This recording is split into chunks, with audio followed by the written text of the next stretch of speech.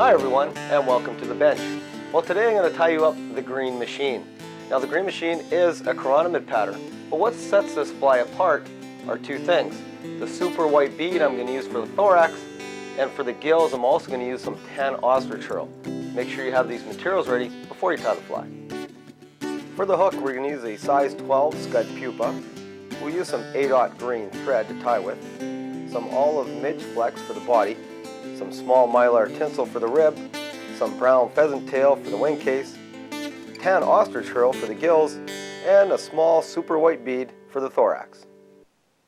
To start the fly off, we're going to take some green thread and wrap it onto our hook.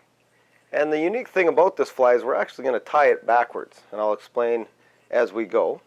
So keep your thread near the eyelet. Take a few strands, probably about 8 or 10 strands of your pheasant tail, and we're going to tie it in right near the eyelet. And don't make it too bulky because we're going to slide a white bead on there in a minute. And just tie that in. What I've done now is take the hook out of the vise, and I'm going to take a super white bead. I'm going to use, there's a big end, a fat end on the super white bead and a real small end. I'm going to put the fat end in first onto the hook and just slide it forward and then put the hook back into the vise. What we have now is we have our pheasant tail tied in off the front of the hook, and we've put our white bead onto the hook. Now leave the white bead down at the hook shank.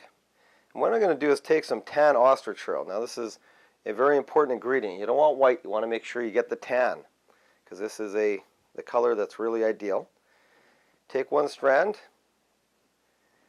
and we're going to tie it in right near the eyelet of the hook.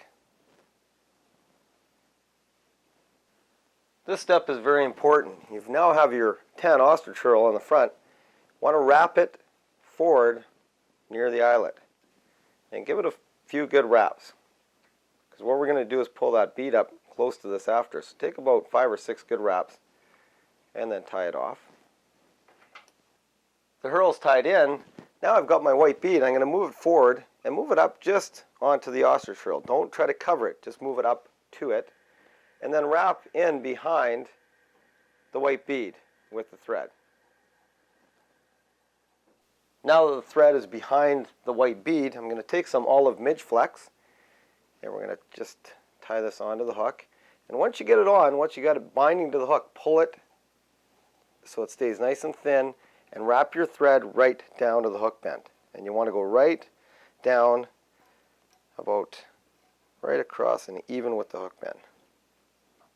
Take some mylar tinsel, some of our small mylar tinsel, and we're going to tie it in, and we'll use this for the rib a little bit later.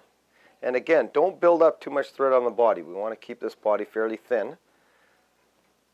And now what we're going to do is bring our thread up behind the bead in preparation of tying in the body.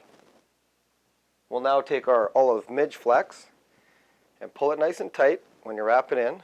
Don't leave it too loose. Keep it nice and tight at the very back of the hook. And as you progress forward, just slacken off a bit. Just loosen up so it makes it a little fatter body as we progress forward towards the eyelet or the bead. And tie off. Take the mylar tinsel, the silver mylar tinsel we had sitting at the back, and we'll take about 5 or 6 wraps up the body just to segment the fly. And tie off near the eyelet. The last step in the fly is to actually take the wing case material, which is the pheasant tail we tied in earlier, bring it forward and wrap it over the gills and the white bead, and then tie off behind the bead. And we'll give it a quick whip finish just to finish it off. And there you have it, the finished green machine. Again, what sets this fly apart is that super white bead we use for the thorax and the tan ostrich herl for the gills. It really turns this fly into a killer pattern. To watch all our latest Sport Fishing on the Fly episodes and to order Sport Fishing on the Fly merchandise, head to www.sfotf.ca. And if you would like to book an adventure like this one shown, head to ontheflyadventures.ca and book yourself the trip of a lifetime.